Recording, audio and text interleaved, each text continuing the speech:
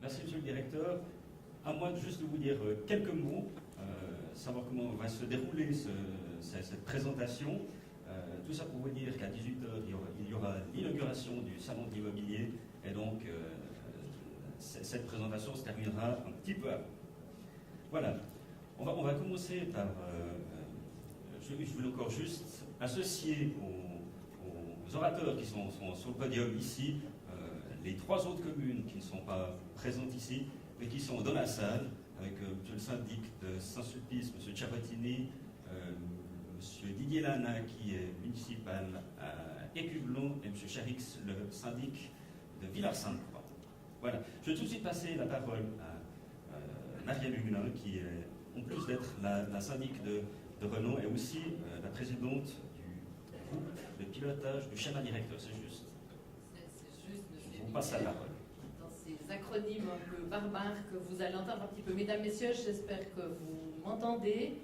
J'aimerais d'abord, au nom effectivement des 8 communes de l'Ouest représentées dans le schéma directeur de l'Ouest lausannois, remercier les responsables du salon de l'immobilier pour leur invitation, saluer effectivement nos collègues dans la salle. Nous avons choisi pendant cette heure de présentation des projets de l'Ouest lausannois, où les communes sont invitées d'honneur, comme le SDOL, de vous présenter bien sûr la structure elle-même, mais aussi de parler des projets.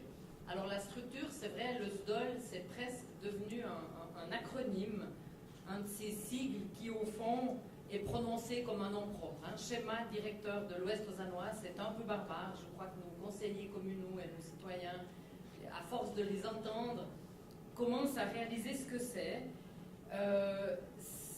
Pour l'instant, ils voient beaucoup des projets, des planifications, et on a envie de montrer que ces projets, ces planifications, ils arrivent, ils avancent, ils arrivent à bout touchant, et on va vous les démontrer, vous les présenter ici, les auteurs de ces projets, qui sont les communes. Et vous allez voir que c'est bien sûr une vision, mais c'est aussi quelque chose de concret, quelque chose qui avance. Les grues ne sont pour la plupart pas encore là, même si on a déjà quelques-unes. Et vous verrez aussi que les caractéristiques de ces projets, c'est qu'ils se font à plusieurs mains.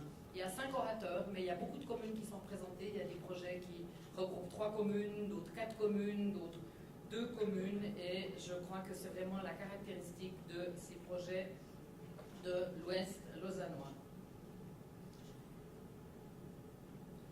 Alors, j'aime bien, quand on commence de parler de l'Ouest lausannois, rapidement quand même de dire d'où on vient, de parler des racines, de parler de l'histoire.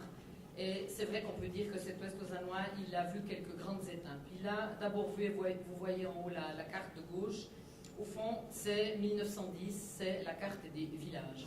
La Lausanne, la capitale, est à côté, et dans l'Ouest, vous avez une série de petits villages posés, sans encore de centre, même si on voit déjà en 1910 la gare de Renan, qui fera une centralité qu'elle n'est pas encore. Vous voyez à côté la plaine de Malais. C'est un des symboles de cette industrialisation. On voit l'avenue du Chablais déjà construite, on voit le gazomètre, on voit les abattoirs. Et c'est vrai que c'est au fond cette industrialisation et ce genre d'infrastructure qui a permis d'une part à une ville de se développer. C'était au fond les infrastructures nécessaires à la ville de Lausanne.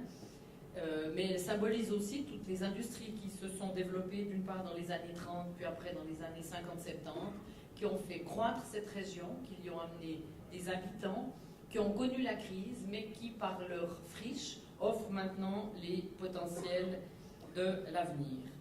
En bas à gauche, c'est 1964, c'est l'Expo nationale, c'est là aussi des grandes infrastructures, les autoroutes, le rail, dont on va voir, enfin on le voit déjà maintenant, qu'à la fois elles amènent irrigation et lien avec d'autres lieux, donc une richesse quelque part, un potentiel, mais aussi des séparations, des coupures qui vont nous poser problème et dont par exemple les projets du SDOL maintenant tâchent de s'affranchir, en tout cas pour les mobiliser tous, de permettre de faire des franchissements pour franchir ces grosses infrastructures de transport. En bas, c'est un peu une des cycles aussi qui a marqué l'Ouest lausannois, c'est les PFL, c'est les hautes écoles, les années 80, fin des années 70-80, les PFL, l'UNIL. Et là aussi, ça a été intéressant. Au fond, les hautes écoles, pour certains, elles sont proches de Lausanne. Puis on a réalisé que finalement, elles sont au cœur de ce district de l'Ouest lausannois, qui est le district des hautes écoles, et qu'elles font partie des richesses de ce district. Et je crois que à partir de là, quand nous désirons faire l'histoire de l'Ouest lausannois à partir de cette richesse, de son histoire, de ce qui fait son identité, on pourrait presque dire aussi son âme. Vous voyez maintenant les 8 communes de l'Ouest. D'habitude, on les montre ensemble. Et cette fois-ci, c'est intéressant. Et le puzzle a été défait. Vous pouvez vous amuser. Il y a des jeux. Je ne sais pas si vous arrivez tout à les reconnaître. Toutes les communes n'étaient pas là dès le début. Le processus qui a créé le schéma directeur de l'Ouest lausannois s'est fait par étapes. Prilly, qui est la commune tout à droite, a rejoint. Il y a une part de Lausanne aussi qui n'est pas représentée sur ce schéma, qui a rejoint. Et vous voyez la diversité de ces communes, de ces 8 communes qui sont donc depuis 2008 un district qui a cru en habitants puisqu'il a augmenté de 10 000 habitants en 10 ans, entre 2000 et 2010. Des villes qui sont diverses, avec des villes qu'on peut caractériser de villes de banlieue, avec des immeubles, des villes qui sont construites comme Renan, Chavannes, en partie Prilly aussi, des villes avec des parties plus agricoles comme Crissier, Écublens ou Pucigny, bien sûr, Villars-Sainte-Croix, vous avez le lac avec la partie de Saint-Sulpice au bord du lac. Donc il y a un habitat divers, il y a des immeubles, il y a même des tours déjà, il y a des villas, il y a des gens plus riches, des gens moins riches, il y a des étrangers, il y en a plus ou moins selon les villes. Au fond, cet Ouest lausannois représente justement une ville avec toute cette diversité. Il représente aussi un territoire géographique, et là on le voit dans son entier. On devine les grandes césures, vous voyez les voies CFF, vous voyez les autoroutes. Néanmoins, c'est un territoire qui est continu dans son urbanisation, et je crois que vous nous direz, comme ceux d'entre vous qui n'y sont pas nés, on s'y perd, on sait plus, même ceux qui y sont nés, on ne sait plus dans quelle commune on y est quand on y va. C'est au fond ceci qui nous a mis dans un processus pour qu'on fasse ensemble les choses. Alors ce qui est intéressant, puis la chance du schéma directeur de l'Ouest lausannois, c'est que ce processus, il est venu d'avant la politique d'agglomération de la Confédération. On vous a mis les projets d'agglomération et les agglomérations qui existent au niveau fédéral. C'est une politique qui a, au niveau des chambres fédérales, eu son apothéose lors de la session de Flims fin 2006, qui a, au fond, dégagé le fonds d'infrastructure de 6 milliards pour équiper les projets d'agglomération. La chance du SDOL, c'est qu'on a commencé avant.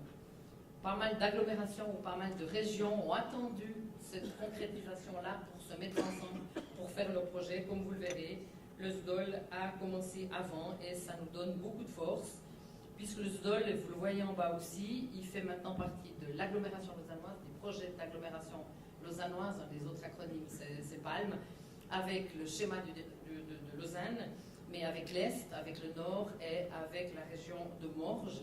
Et c'est clair, ça faisait partie des conditions, au fond, des projets, c'est qu'aucun ne peut se faire tout seul, aucune ville ne pouvait déposer un projet auprès de la Confédération toute seule. Il fallait être ensemble pour avoir un financement. On revient au SDOL. Là, c'est un document qui date de 2003. Il y a encore 7 communes, il y en aura 9 donc avec Lausanne. Et on peut dire que la création du schéma directeur de l'Ouest lausannois, c'est une histoire entre contraintes et collaboration. C'est une histoire à la fois de cadre et de limites et d'opportunités. Je crois qu'il faut le dire clairement, ça a été issu d'une réflexion du canton, de M. Philippe Pierre, conseiller d'État et du service du développement territorial, une réflexion sur le développement de l'Ouest lausannois en relevant le manque d'une vision générale, au fond des projets qui venaient au coup par coup dans chacune des communes, avec une vision qui était aussi la vision de l'époque, beaucoup basée sur le transport automobile, avec un constat qui était celui d'une pollution, avec un autre constat qui était celui du sous-développement des transports publics par rapport à l'agglomération lausannoise, avec aussi un début de vision de potentialité, comme par exemple sur cette friche de Malais dont on vous parlera, dont on s'aperçoit qu'elle est en périphérie de 3 communes, au centre d'aucune, mais qu'on ne pourra la faire développer qu'en se mettant les 3 ensemble. Et je crois que le constat était c'est plus possible de faire chacun pour soi. Je crois que les syndics de l'époque ont partagé ce constat, ont accepté les contraintes. Les contraintes, ça a été un moratoire, et ces contraintes ont été acceptées par les syndics. Contre ces contraintes et contre ces limitations, enfin en contrepartie, si on peut dire, l'État a par contre aidé. il a aidé les communes de l'Ouest lausannois à se mettre ensemble, à collaborer avec les services de l'État et à développer une vision plus générale des projets. Ce qu'on peut dire, c'est que ces deux fromages, comme on dit, vous le montre très, très simplement, c'est que l'État a aidé, les communes ont investi. Je crois que c'est important de le voir, parce que vous voyez le violet, c'est la part des communes dans les frais, tant de fonctionnement de la structure SDOL que dans les coûts des chantiers d'études. Et on voit que les communes de l'Ouest lausannois et de Lausanne, pour la part qui lui incombe dans les chantiers en tout cas, ont investi. C'est plus de 5 millions qu'elles ont investi entre 2004 et 2011 dans les projets du SDOL. Et le canton, vous le voyez aussi, le canton a aidé, il a mis, lui, près de 2 millions aussi pour soutenir les études, les travaux, le développement des projets. Et c'est vrai que c'est ce travail-là, je le dis aussi parce que le SDOL crée quelques jaloux. C'est vrai que dans le cadre du PALM, le schéma directeur de l'Ouest lausannois est un peu la grande sœur, si on ose dire, ou le grand frère, je ne sais pas. Et il y a parfois quelques petites rivalités ou jalousies. Je crois que c'est important de montrer qu'en même temps, oui, on a reçu, mais on a aussi fait. Et ça nous permet effectivement que les projets du SDOL, ils sont à côté des projets de la ville de Lausanne, peut-être les plus importants et centraux dans les projets que développe le PALM. Alors, ça nous a permis déjà d'avoir ensemble cette vision de notre territoire. Ça a l'air de rien, mais il a fallu remplir les blancs qui étaient sur les cartes autour de chaque commune, avoir une vision d'ensemble, se rendre compte que, je ne sais pas, que les routes qui passaient d'une commune à l'autre, mais qui avaient des noms différents, c'était une seule même route, on en reparlera pour un projet par la suite.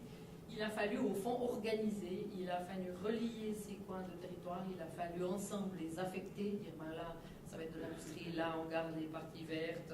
Il a fallu au fond structurer, planifier, ces mots qui peuvent peut-être faire peur à l'économie privée, mais qui permettent au fond d'ordonner un territoire et de l'urbaniser justement finalement.